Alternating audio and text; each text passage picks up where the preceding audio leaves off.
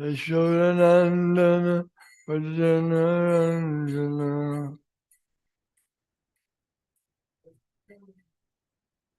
Yashodanandana Vajjanaranjana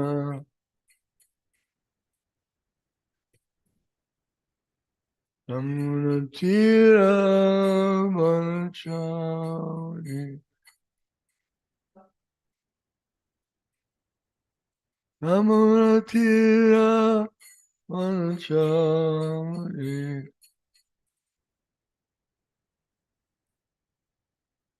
Jai Radha Madhava Kunja Bihari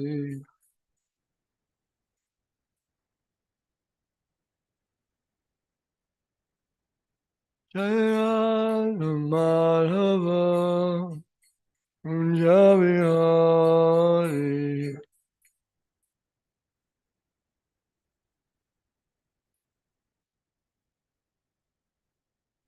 Om Namo Bhagavate Vasudevaya Om Namo Bhagavate Vasudevaya Om Namo Bhagavate Vasudevaya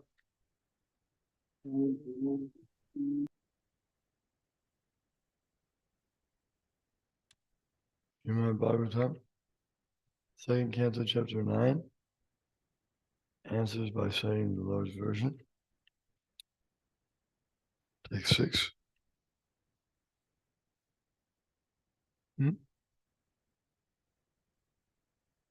Oh my God, sir. Yeah, take 6.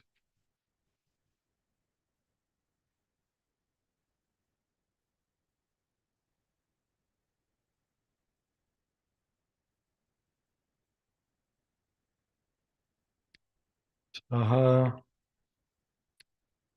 Chintayan Dvi Aksharam Ekada Ampasi Pashishnot Dihi Gaditam Vachaha Vibhu Sparsheshu Yet Shodasham Ekavimsham Iskinchananam Nipa Yet Haram Viduhu Sachintayan Vaksharam Ekadam Tasi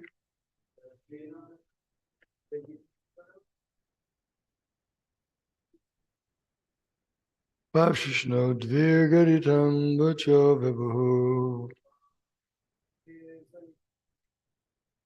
Vasheshiyat Shodasham Ekavimsham Iskinchananam Nipayadhanam Viduhu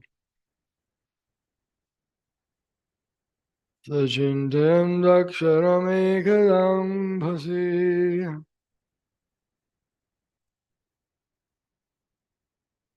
Vashishno Dvirgaditam Vacho Vibhu Vasheshiyat Shodasham Ekavimsham Iskinchananam Nipayadhanam Viduhu Vachindayan Daksharam Ekadam Bhasi Prabhashishno Dvirgaditam Vacho Vibhu Sasheshiyat Shodasham Ekavimsham Iskinchananam Nipayadhanam Viduhu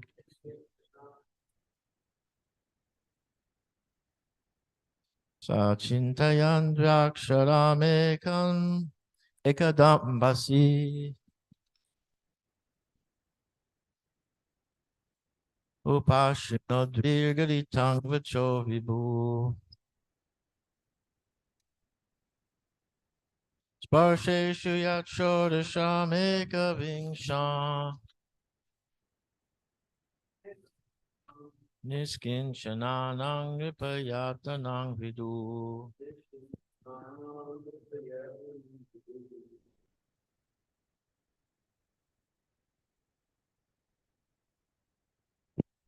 Sachintayan dvaksharam ekadambasi.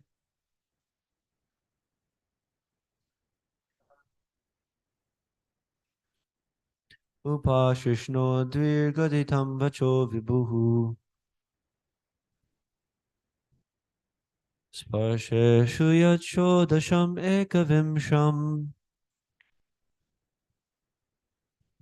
Niskinchananam dripayadhanum viduhu. Sachintayan dvaksharam ekadambasi. Upashrino dvirgaditam vacho vibhu.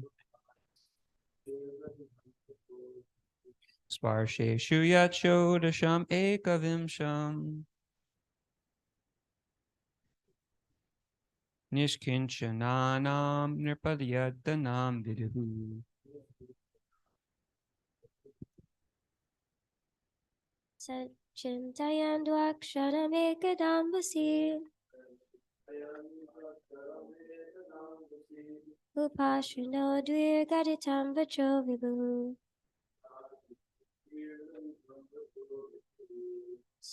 Parsheshu yat shodasham ekavimsham. Nishkinchananam nirpayathanam viduhu.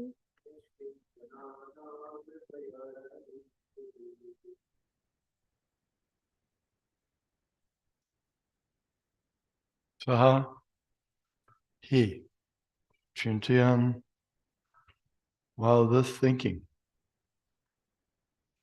Dvi, two, Aksharam, syllables, Ekada, once upon a time, Ambasi, in the water, Pashnot,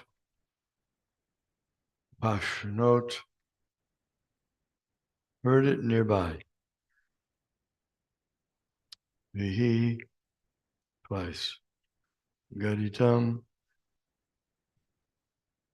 uttered, Vachaha, words, Vibhu, the great, Sparsheshu, in the sparsha letters, yet, which, Shodasham, the 16th, Ekavimsham, and the 21st, Iskinchananam, of the renounced order of life.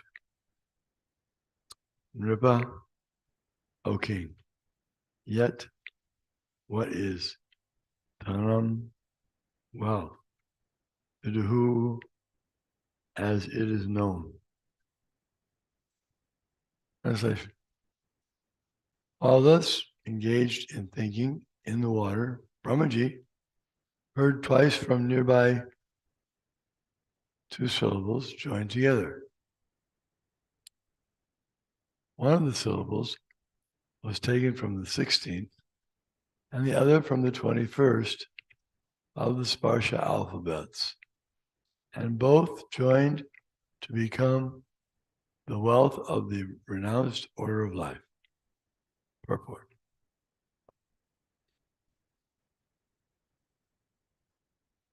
In Sanskrit language, the consonant alphabets are divided into two divisions, namely the Sparsha Varnas and the Talavya Varnas. From Ka to Ma, the letters are known as the Sparsha Varnas, and the 16th of the group is called Ta, whereas the 21st letter is called Pa. So when they are joined together, the word tapa, or penance, is constructed. This penance is the beauty and wealth of the Brahmanas and the renounced order of life. According to to Bhagavat philosophy, every human being is meant simply for this tapa and for no other business, because by penance only can one realize his self, and self-realization, not sense gratification, is the business of human life. This tapa, or penance, was begun from the very beginning of creation, and it was first adopted by the Supreme Spiritual Master, Lord Brahma. By tapasya, only can one get the profit of human life, and not by a polished civilization of animal life. The animal does not know anything except sense gratification in the jurisdiction of eat, drink, be merry, and enjoy. But the human being is made to undergo tapasya for going back to Godhead, back home. When Lord Brahma was perplexed about how to construct the material manifestations in the universe, and went down within the water to find out the means and the source of his lotus seat, he heard the word tapa vibrated twice. Taking the path of tapa is the second birth of the desiring disciple. The word upashranote is very significant. It is similar to upanayana, or bringing the disciple near to the spiritual master for the path of tapa. So Brahmaji was thus initiated by Lord Krishna, and this fact is corroborated by Brahmaji himself in his book, the Brahma Samhita. In the Brahma Samhita, Lord Brahma has sung in every verse, Govindam Adi Purusham Tamaham Bhajami. Thus Brahma was initiated by the Krishna mantra, by Lord Krishna himself, and thus he became a Vaishnava, or a devotee of the Lord, before he was able to construct the huge universe. It is stated in the Brahma Samhita that Lord Brahma was initiated into the 18th letter Krishna mantra, 18-letter Krishna mantra, which is generally accepted by all the devotees of Lord Krishna. We follow the same principle because we belong to the Brahma Sampradaya, directly in the disciplic chain from Brahma to Narada, from Narada to Vyas, from Vyas to Madhva Muni, from Madhva Muni to Madhavendra Puri, from Madhavendra Puri to Ishvara Puri, from Ishvara Puri to Lord Chaitanya, and gradually to his divine grace, Bhakti Siddhanta Saraswati, our divine master. One who is thus initiated in the disciplic succession is able to achieve the same result or power of creation. Chanting of this holy mantra is the only shelter of the desireless pure devotee of the Lord. Simply by such tapasya or penance, the devotee of the Lord achieves all perfections like Lord Brahma. Tapo divyam putrakayena sadbam. Shabdev spoke to his sons, 100 sons, and he told them not to be engaged. Naam deha deha bhajan loke kastan kaman arhate vidbhujamye. Don't be engaged in sense gratification or trying to please your senses. That's not the purpose of life. Purpose of life is tapodivyam. Tapa, tapo, same word, means austerity. That is the wealth of the Brahmanas. Austerity. So someone say, well, what is austerity? It just means to take up something difficult, austere, and undergo some trouble. You could define it like that. So no one likes too much austerity. But as they say, no pain, no gain. One has to be willing to undergo some voluntary inconvenience for self-realization, for the goal of pleasing the master. Like take a dog, for example. Now, we're saying that saying here that this tapasya is not for animals, it's for humans. We'll explain a little more in a moment, the difference. But we can also use the example of an animal, in this case, that the master gives a dog some order to stay where you are. The dog stays. Because it's the order of his master. It may be inconvenient for him. He sees a lot of things that may come past his vision, and he would like to go inspect them or get closer to them. But he remembers the order. So that he undergoes that austerity for pleasing the master. And the result is he pleases the master, and the master takes good care of him, and the relationship is developed. The crude example. So austerity can take different forms. Generally speaking, austerity begins with brahmacharya. Tapasa brahmacharyena samanaja damanaja. So this is a statement of the Bhagavatam that in the beginning, tapasa brahmacharyena, one takes up brahmacharya, austerity of celibacy. Celibacy is the beginning. Without celibacy, how can one make progress in spiritual life? It's not possible. And that's why we see that it's so difficult for people in this age. And people in the world today have such a hard time. They can't even keep their respect in God. We see now people are becoming godless by the truckloads. They're just turning now what formerly was a basic thing. In bygone times, it was quite natural for everyone, simple person, uneducated person, they believe in God. Now they're starting to even not believe in God. Well, that shows how degraded this age is. It's a degraded world situation. Kalardoshinide Rajan, Asti Heko Mahanganan, Kirtanada Krishna Samukta Sangat Brahmajan. It's so fallen in this age, it's compared to an ocean of faults, full of faults. If someone starts making a list of problems and faults of this world, there's no end. Unlimited. It's all faults. You can find faults with everything. But there's one good quality for this age. And that's the age of Kali.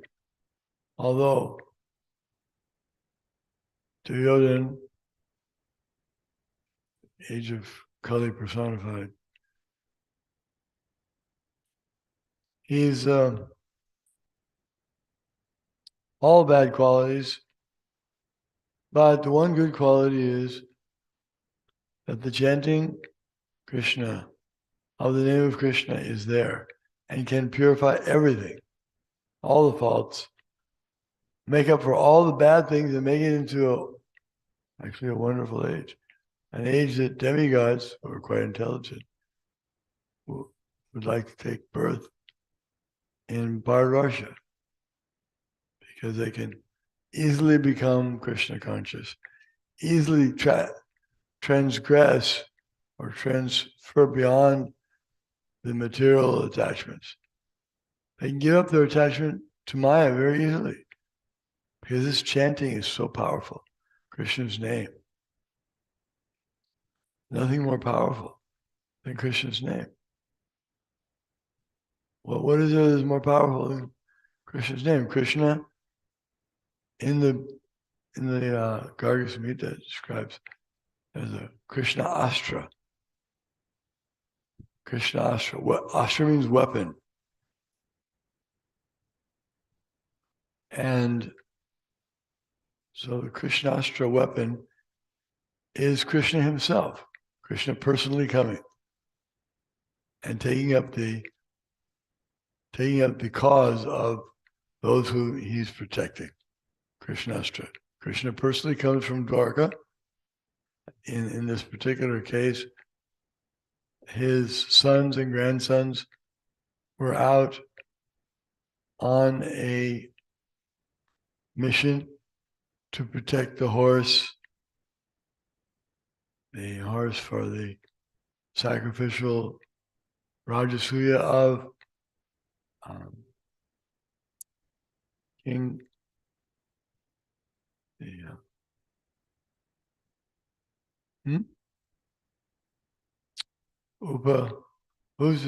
Ugrasena, grandfather of Krishna.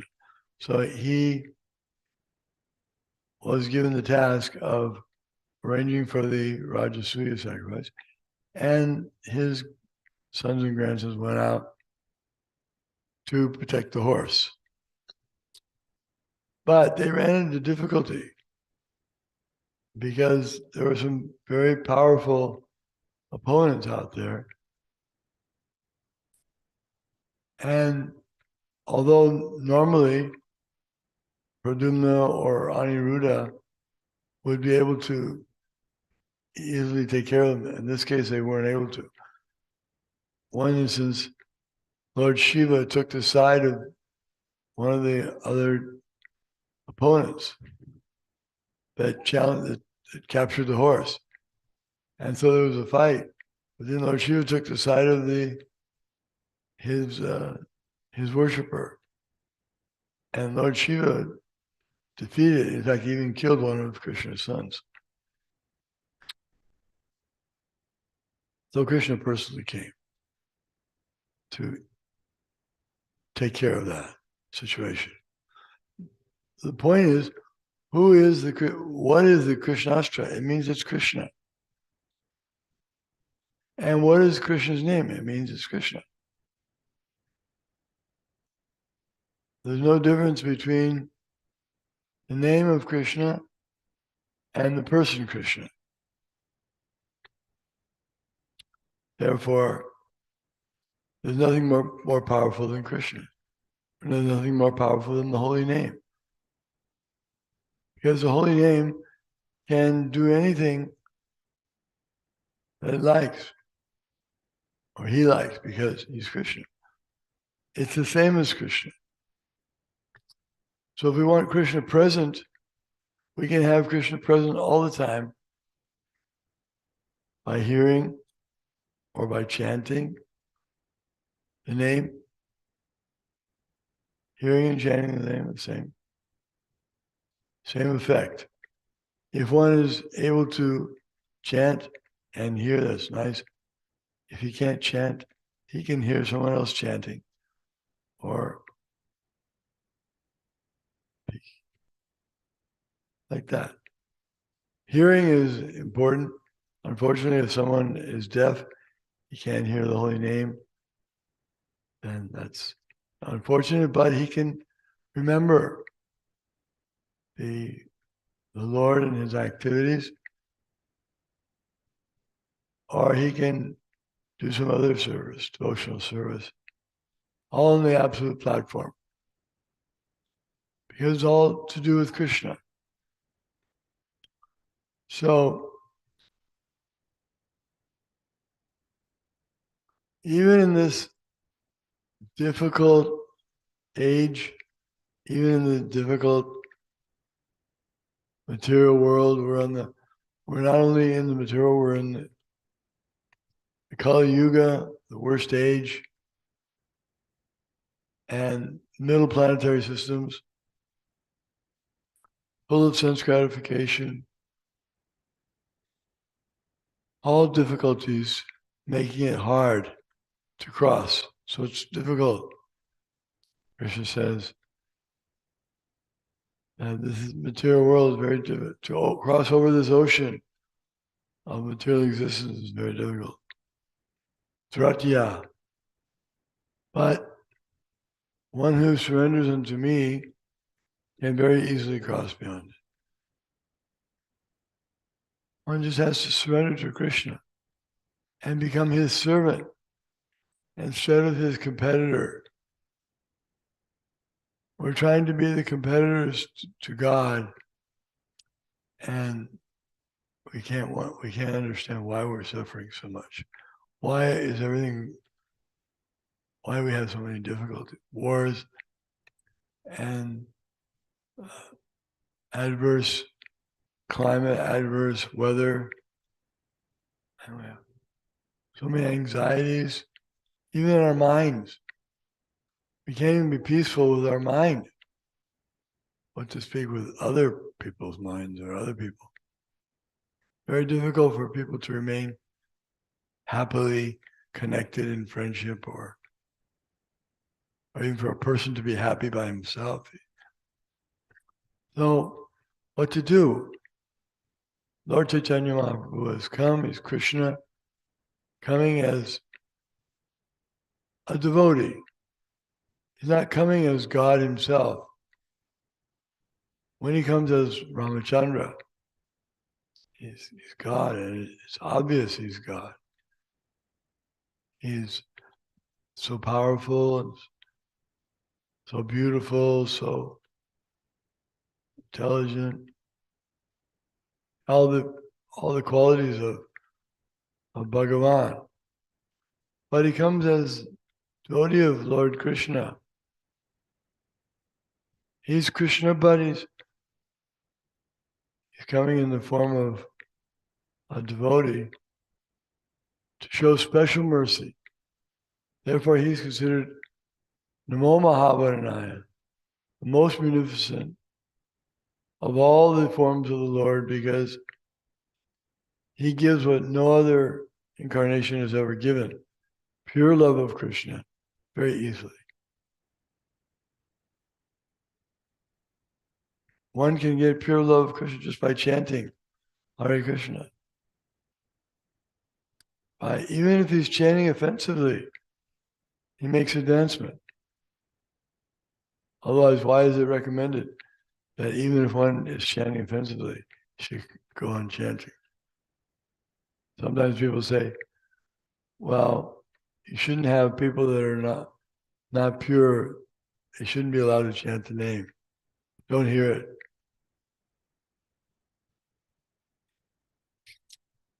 Don't let them chant. Sometimes people say that.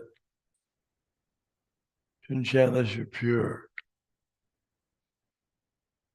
But how will you get pure without chanting? Can't get. So you get pure by chanting. And even those offenses will gradually go away. They'll become purified. And then one can go to the next stage where he becomes cleared. And then finally the stage of pure love. So the question sometimes, how can I improve my chanting? That means, how can I improve my devotional service? It means, how can I become a more sincere devotee? How can I become more dedicated? How can I become more thoughtful, more careful, more sincere? Sometimes they ask, Prabhupada, how do you become more sincere? He said, just become more sincere. You have to just do it. So tapa, same idea. That he had to, of course, Krishna gave him the intelligence to know, because you might say, well, he's the first person. No one's teaching him. How do you know what tapa meant? But he's not the first person. He was instructed by another person, his spiritual master, Krishna. And Krishna has all the knowledge. So Krishna gave him. He gave him the instruction, and he gave him the ability to understand what type of austerity he was supposed to perform. And Krishna also gives that knowledge to the other devotees, even now. I was looking at I have some letters that Prabhupada sent to me. I'm fortunate. And then a few times he said, try your best and Krishna will help you for different things. So that's our program. Try to please Krishna. Even if it's not perfect, child tries to please the parents. Parents are satisfied. Try it.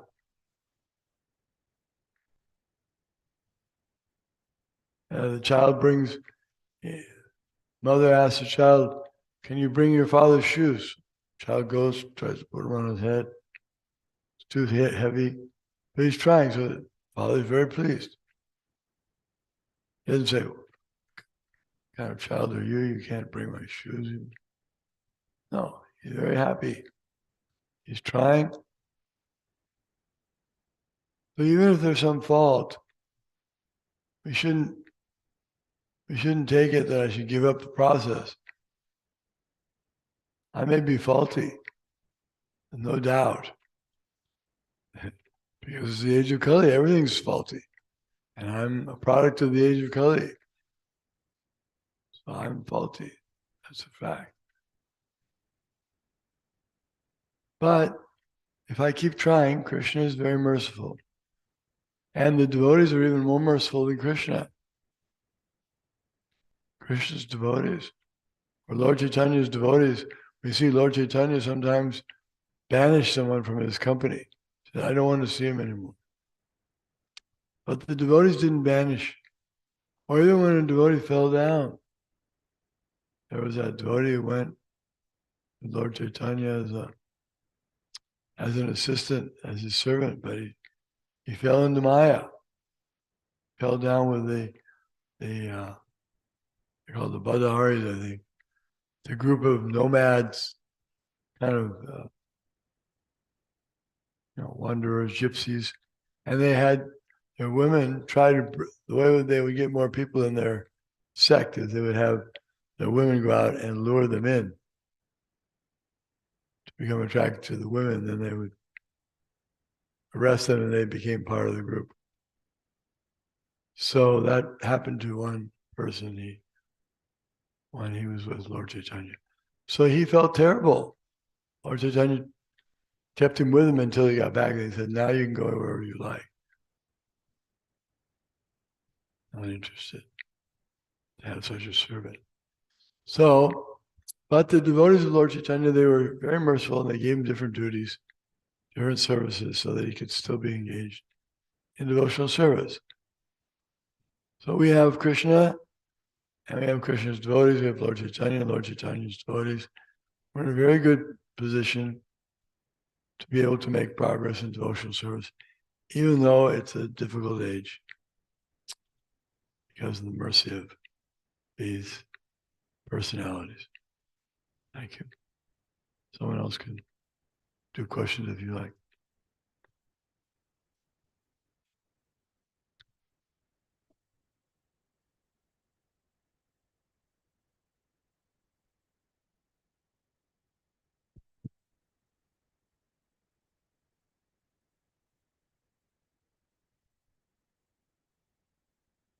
So is the austerity for us, in ISKCON, is that our, our vows that we take at initiation? Or is it include everything? Is the tapasya or the penance of devotional service? Now, celibacy or not engaging in illicit sex, that's celibacy because that also is considered brahmacharya. Even grihastas, if they follow strictly, they're brahmacharis. They're practicing brahmacharya.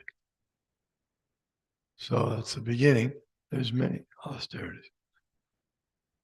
But that's part of it.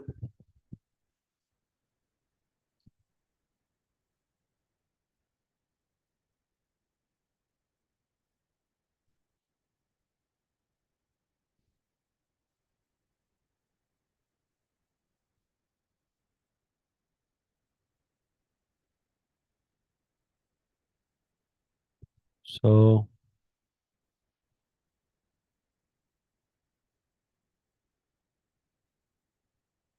the purport Prabhupada was discussing about Lord Brahma receiving initiation into the Krishna mantra, and Prabhupada mentioned something about the Brahma Samhita. Did he receive the Krishna mantra before this tapa?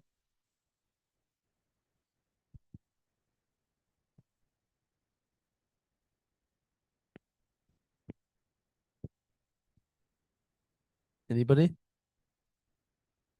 The question is about what Prabhupada is saying about the Brahma Samhita and receiving the Krishna mantra. Prabhupada mentioned that in relation to this verse for some reason in the purport, but I'm trying to see how these two instances are related. This tapa.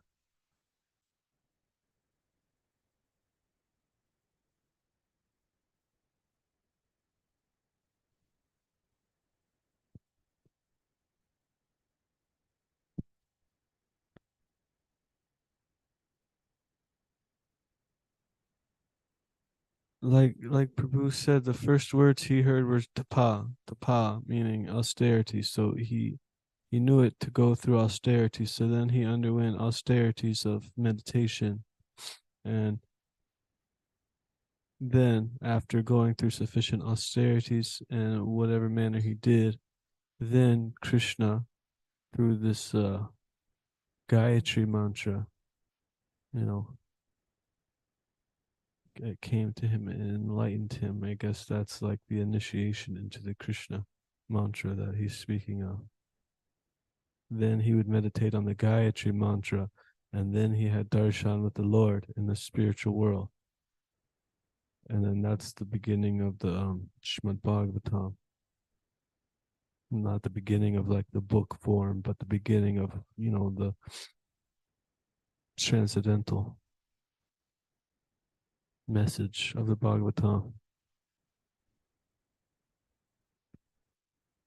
From Masangita, he offered those prayers in appreciation of the Lord after he got the mercy of the Lord.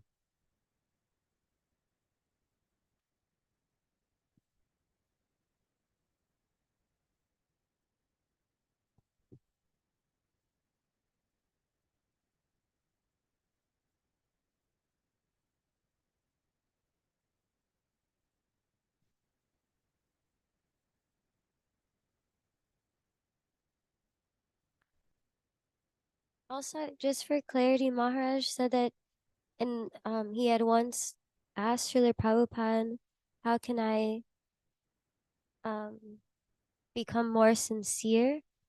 And is it that Prabhupada said, you just do it? Is that, did I hear that right?